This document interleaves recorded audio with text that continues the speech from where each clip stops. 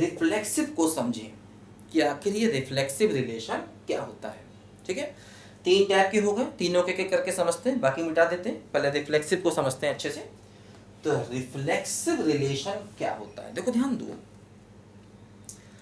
जैसे मैंने बताया था आपको अभी कि रिलेशन जो है वो ए से लेकर बी तक में होता है। एक सेट ए होता है, एक बी होता है। अच्छा, कई बार ए और बी इक्वल हो जाते हैं, रिलेशन ए टू ए हो जाता है। तो जैसे अभी हम लोगों ने पिछले कई एग्जाम्पल लिए थे कि मान लीजिए मैंने अभी जो इसके ठीक पहले एग्जाम्पल लिया था वो कुछ ऐसा था, 1 2 3 4 5 था, और यहाँ पर भी क्या था बोलो, 1 2 3 4 5। तो हमने देखा था उसमें कि 2 गया था 1 पर और 4 गया था 2 पर। तो जो रिलेशन आया था वो कुछ ऐसा आया था, 2, 1 और 4, 2। ठीक, ये ए था और ये भी ए था। ठीक है, ये ए था, ये भी ए था।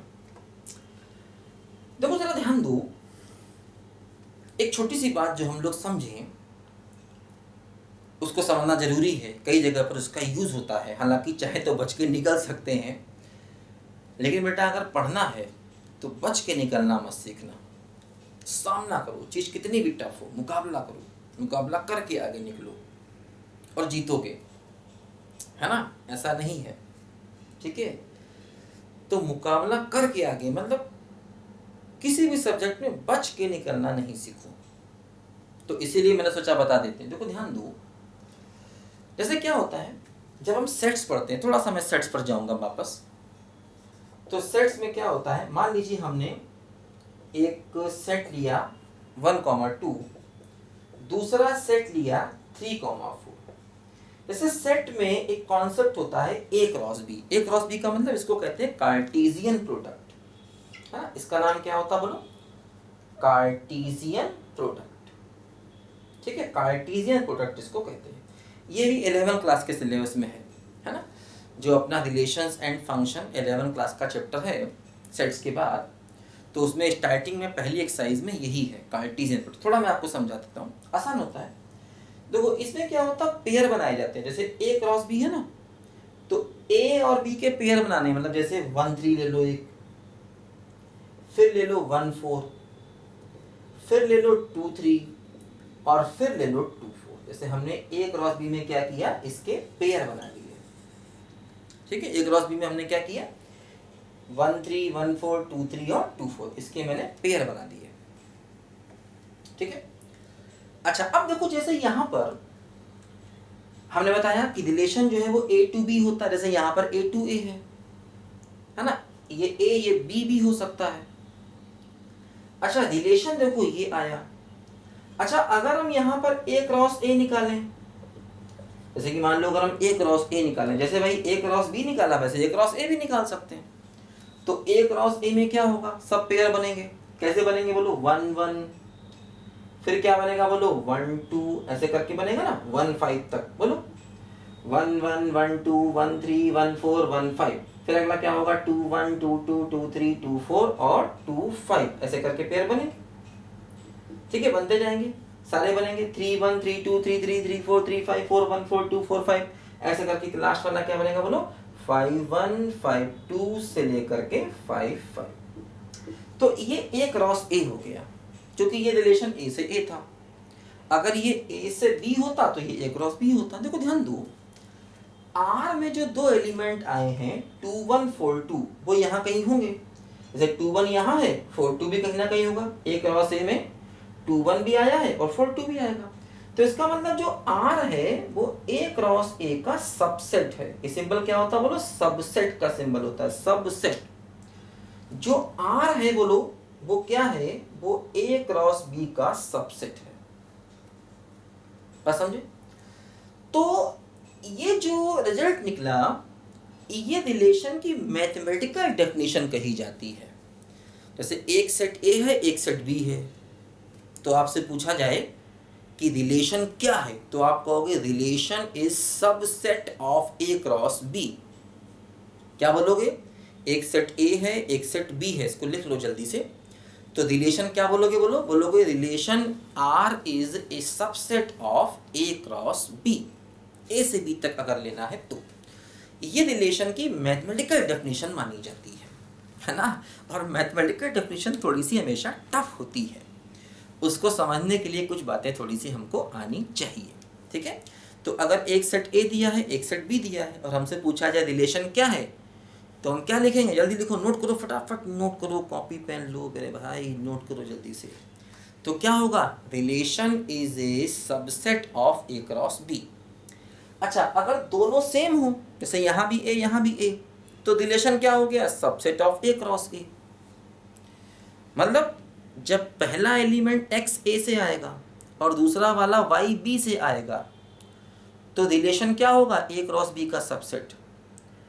और जैसे इस वाले एग्जांपल में था कि पहला भी ए से आया और दूसरा भी ए से आया, तो रिलेशन क्या हो जाएगा, ए क्रॉस ए का सबसेट, है ना।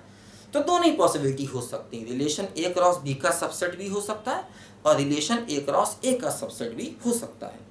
पहला एलिमेंट ए से आए, दूसरा बी से आए, तो हम कहेंगे रिलेशन ए क्रॉस बी का सबसेट है। पहला भी ए से आए, दूसरा भी ए से आए, तो हम कहेंगे रिलेशन ए क्रॉस ए का सबसेट है। बस समझे। तो इसको रिलेशन की मैथमेटिकल डेफिनेशन कहा जाता है। तो देखो, जैसे इसको लिखो जल्दी से, खैर आपने पढ़ा होगा, ठीक है। तो नहीं पढ़ा तो मैंने समझा दिया, टेंशन नहीं लेने का, मिटाता हूं, देखो इसको मैं जल्दी से। अब हमें समझना है रिफ्लेक्सिव रिलेशन को, कि आखिर रिफ्लेक्सिव रिलेशन क्या होता है। देखिए, रिफ्लेक्सिव रिलेशन की डेफिनेशन ये कहती है कि if R is a relation, R is a relation from A to A, ध्यान दीजिए, R is a relation from A to A। मतलब यहां पर पहला एलिमेंट भी A से आएगा और दूसरा भी A से आएगा। रिफ्लेक्सिव की परिभाषा में हमेशा A to A होगा, मतलब दोनों के दोनों जो सेट हैं वो सेम होंगे। ध्यान दीजिए, बात समझे कि नहीं, ये बात ध्यान रखना। बल्कि अभी हम देखेंगे रिफ्लेक्सिव, सिमेट्रिक, ट्रांजिटिव, तीनों में A to A ही चलता है मामला। रिफ्लेक्सिव, सिमेट्रिक, ट्रांजिटिव, तीनों में ही जो मामला चलता है वो A to A चलता है, A to B किसी में नहीं जाता। तो खैर, मतलब इसको ऐसे भी लिख सकते हैं कि R subset of A cross A, ऐसा भी लिख सकते हैं। R क्या है, एक रिलेशन है A to A में, R subset of A cross A, ऐसा भी लिख सकते हैं। तो फिर समझो, if R is a relation from A to A, तो इस पूरी भाषा की जगह हम केवल इतना लिखकर काम चला सकते हैं। ये होती है mathematical definition.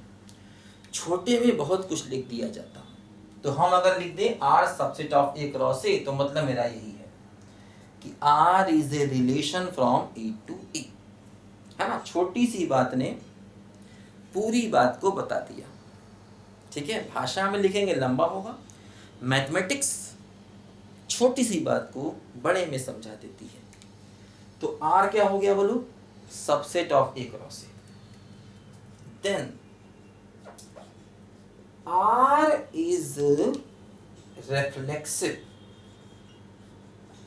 R is reflexive if, अब तुम कहोगे सर ये कौन सा if हो गया, I डबल एफ, आपने स्पेलिंग गलत कर दी सर। नहीं, गलत नहीं कर दी, ये भी if होता है, और इस if में और इस if में अंतर होता है। बोलो, ये 11th में एक छोटा सा टॉपिक था जो हो सकता है आपने ना पढ़ा हो, मैथमेटिकल रीजनिंग। उसमें ये समझाया जाता है कि दोनों में क्या अंतर है, और ये बहुत इम्पोर्टेंट है। वो जो मैथमेटिकल रीजनिंग आपने बेकार समझ के हो सकता छोड़ दिया हो ना, बहुत इम्पोर्टेंट टॉपिक है। वैसे भी IIT मेंस में तो आता ही आता है वो, ठीक है। और आगे उसका बहुत एप्लीकेशन है, कंप्यूटर में उसका बहुत एप्लीकेशन है, लॉजिक गेट्स में कई बार उसका एप्लीकेशन बहुत होता है, ध्यान देना। ठीक है, तो खैर if and only if, if and only मतलब IFF का दूसरा नाम होता है if and only if, if and only if, इसको ऐसे भी कहते हैं। और ये अपनी मर्जी से IFF हर जगह नहीं लिख देते। तुम कहो कि अरे सर कहाँ IF है कहाँ IFF है, हम लिख डालें बिना सोचे समझे। तो खैर यहाँ फर्क तो नहीं पड़ेगा, आगे जा करके जब बड़े मैथ्स क्लास में जाओगे ना, हायर मैथ्स में जाओगे, तो बहुत ध्यान देना पड़ता है कि IF लिखें या IFF लिखें। तो यहाँ मैंने कुछ सोच कर IFF लिखा है। IFF का दूसरा मतलब ये होता है, IFF का दूसरा मतलब क्या होता है, इफ एंड ओनली इफ। ठीक है, और इसका मतलब होता है कि ये बात दोनों तरफ से सही है, ये बात दोनों तरफ से सही है। दोनों तरफ से सही है मतलब अगर रिफ्लेक्सिव है तो ऐसा होगा जो मैं लिखने जा रहा हूं, और अगर ऐसा होगा तो रिफ्लेक्सिव है। जैसे मान लो मैं लिखूं AIFF B, है ना, इसी को इफ एंड ओनली और इसी को नेसेसरी एंड सफिशिएंट कंडीशन भी लिखते हैं। तीनों बातें सेम है, नोट कर लो उसको भी।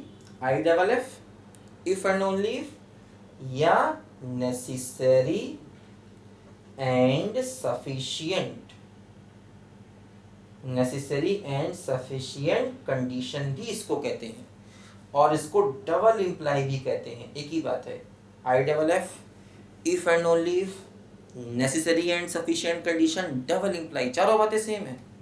मतलब मैं इसको हटा करके अगर A डबल इम्प्लाई B लिख दूं तब भी बात बराबर है। और इसका मतलब क्या होता है, इसका मतलब होता है कि अगर A है तो B होगा, और अगर B है तो A होगा, बात दोनों तरफ से सही है। खाली इफ लिखें तो बात दोनों तरफ से सही नहीं होती, अगर खाली इफ लिखें तो बात एक ही तरफ से सही होती है। और अगर हम IFF लिखें तो बात दोनों तरफ से सही है, कि A है